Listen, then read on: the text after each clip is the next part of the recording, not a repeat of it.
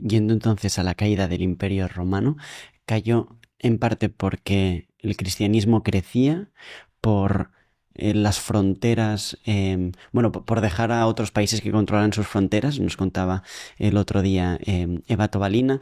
¿Por qué más cayó? O sea, no sé si podrías darnos los Bueno, distintos. sí, sonrío porque esta pregunta que nos estamos haciendo ahora tú y yo se la hizo un historiador alemán, Alexander de Mant, a finales del siglo XX, y publicó un libro y bueno, se dedicó a recopilar las causas que se habían dado a la caída del imperio. Digo causas académicas, no digo fuera de la academia, no digo fuera de la universidad, eran más de 200 de todo tipo que os podáis imaginar. Ahora están de moda las razones climáticas. Ahora nos van a explicar que el Imperio Romano cayó por causas climáticas. Digo que hay algunos historiadores solventes, ¿eh? O sea, esto no es ninguna broma. Y hombre, sí, sí, verdaderamente hubo un cambio. Esto lo sabemos, hay registros importantes de cambios climáticos entre el final del mundo romano y el mundo que viene después. Esto es cierto. Pero claro, hay otras muchas causas que tienen que ver con, sobre todo para mí es esencial, el desenganche de las élites locales.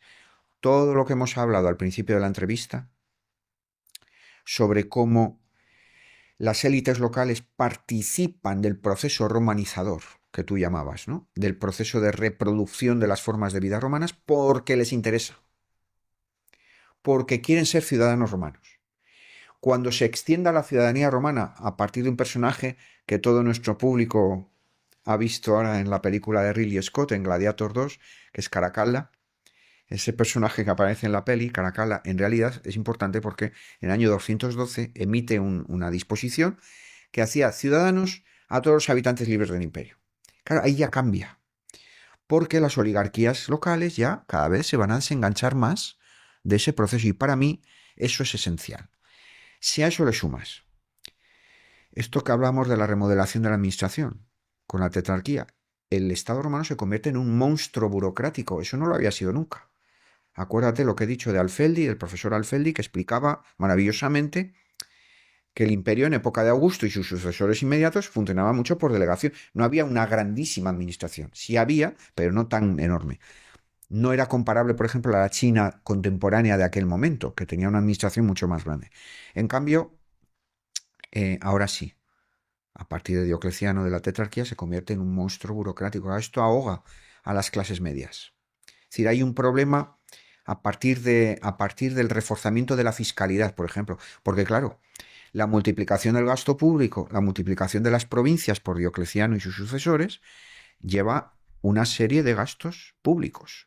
¿Y eso quién lo paga? Los impuestos. Y hay un recrudecimiento de la presión fiscal. Esto lo tenemos clarísimo, a partir del siglo IV sobre todo. Y claro, esto, las clases medias, otro problema que tienen, ¿no? De tal modo, fíjate si voy dando distintos vectores del origen del final del mundo romano, que hay ahí como una partición, como una divergencia entre los más poderosos, que cada vez tienen más y son más poderosos, y la gran mayoría de la población que cada vez tiene menos.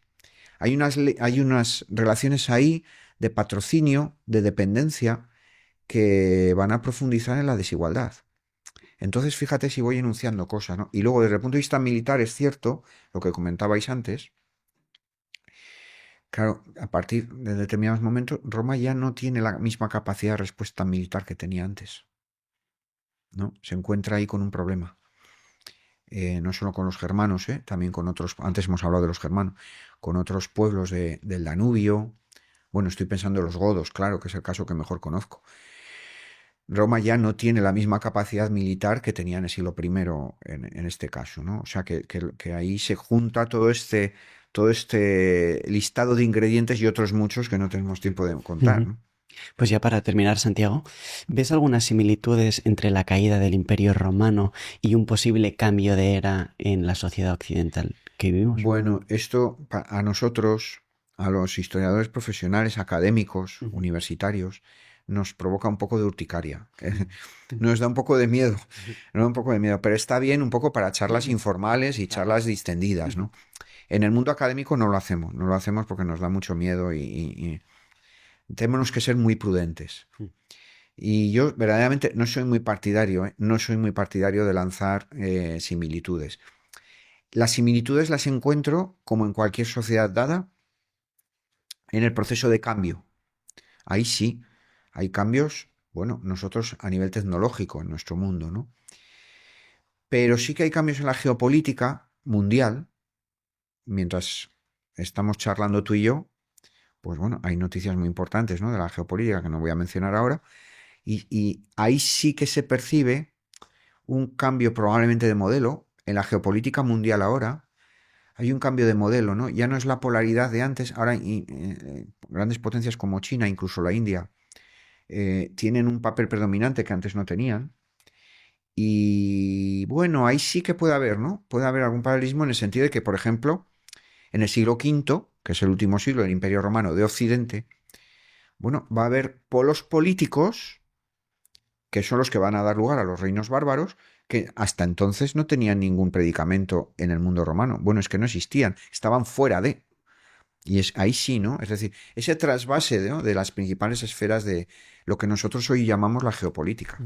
Si te ha gustado este corto, tienes la entrevista completa en pantalla y en nuestro canal. Muchísimas gracias.